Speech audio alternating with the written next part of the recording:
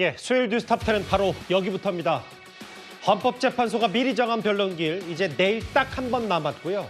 물론 오늘 헌법재판소가 추가 변론기일은 미정이라고 했지만 별다른 변수가 없다면 이르면 다음 달 초에 대통령이 파면 글지 말지 탄핵이 인용될지 기각될지 결론이 나올 것 같습니다. 이렇게 되니까 탄핵식만 막판 윤석열 대통령 측과 헌법재판소 가면 갈수록 여러 신경전들이 거세지고 있습니다. 이 전체 상황에 대해서 좀 이해의 편의를 위해서 간단하게 말씀드렸습니다. 이상입니다. 예, 정인 돌아가십시오. 수고하셨습니다. 단장님, 3분만 질문해요. 아닙니다. 돌아가십시오. 세 가지만 물어보겠습니다. 아닙니다. 약속을 하셨고요. 재판을 마치겠습니다.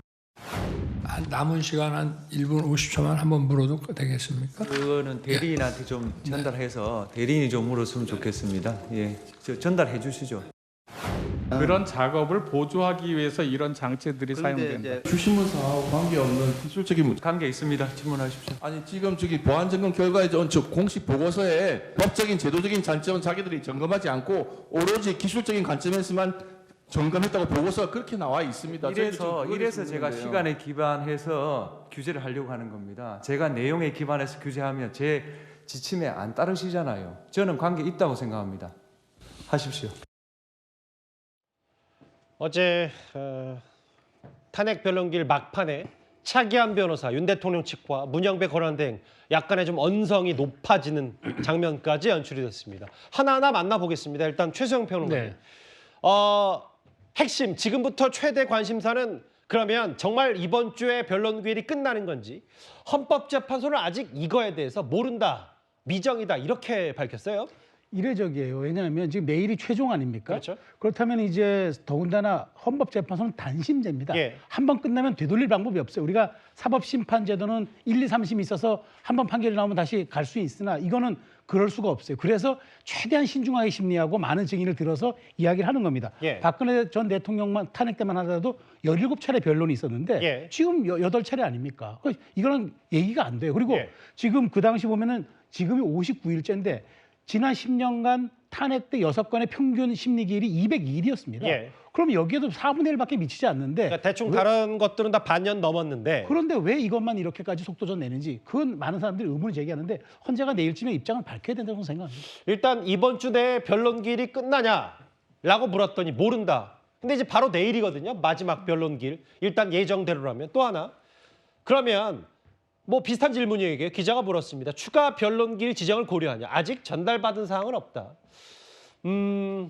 내일 딱 하루 남았고 뭐 조지호 경찰청장 등이 증인으로 예고가 돼 있는데 아직 미정이다. 근데 다음 화면을 볼게요. 그 증인 얘기 관련해서요. 윤기천 변호사님. 최상목, 이진숙 기각. 그제 강희구, 박경선, 신용의 채택 여부 미정.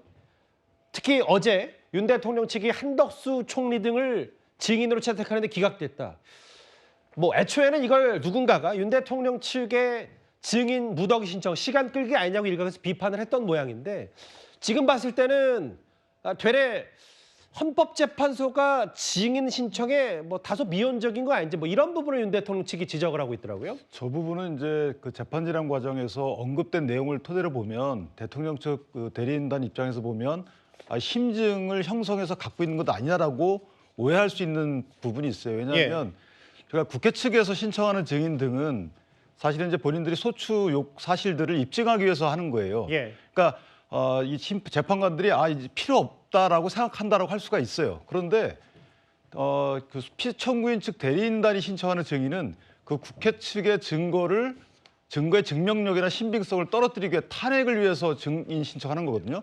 그렇다면 여러 사람에 대한 증인 신청을 일괄적으로 필요 없다라고 생각한다는 부분은 나는 이미 어떤 심증이 형성돼 있으니까 아무리 탄핵 노력을 해도 탄핵되지 않아. 그 말은 뭐냐면 국회 측이 제출한 증거에 대해서 그 피청구인 측 대통령 측의 탄핵은 소용없어.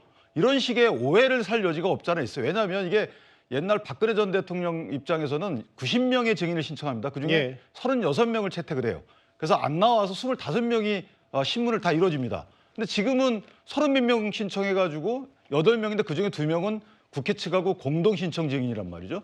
그럼 실제 6명 정도를 채택한 거기 때문에 대통령 탄핵이라는 중대한 사태의 사실관계를 파악함에 있어서 너무 소홀한 것 같다라는 생각이 들고 예. 저분 물론 헌재가 추가로 증인 신청을 채택을 한다고 보지만 예. 그 과정에 있어서 상당히 박하다 이런 생각이 듭니다. 일단 내일인데 아직 정해지지 않았고 증인 신청도 윤 대통령 측의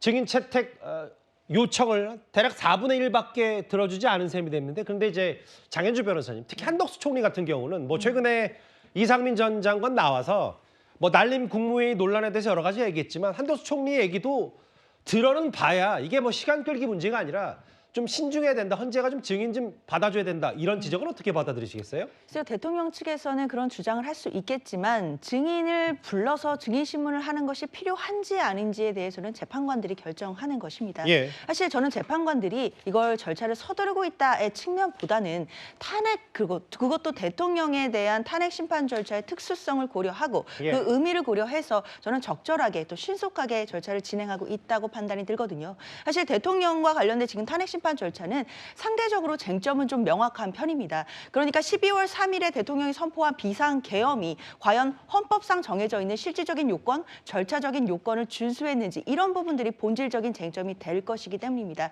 따라서 재판관들이 뭐 증인 신청한 것에 대해서 채택 여부도 당연히 결정할 수 있는 것이고 단순히 증인 신청 수가 받아들여진 게 8명밖에 되지 않는다라고 해서 바로 이것이 졸속이다 이렇게 이어지긴 어려울 것 같고요. 예. 이 재판의 특수성 그리고 이 윤석열 대통령에 대한 탄핵 심판 절차에서 이 쟁점의 명확성 등을 따지고 본다라고 한다면 저는 헌법재판소가 적절하게 재판을 진행하고 있다라고 생각합니다. 일단 여당에서는 증인도 잘 안 받아주냐 그리고 너무 답을 정해놓고 속도전을 펴는 거 아니냐 여러 가지 얘기들을 지금 헌법재판소 집중 공격하고 있는 여당이거든요.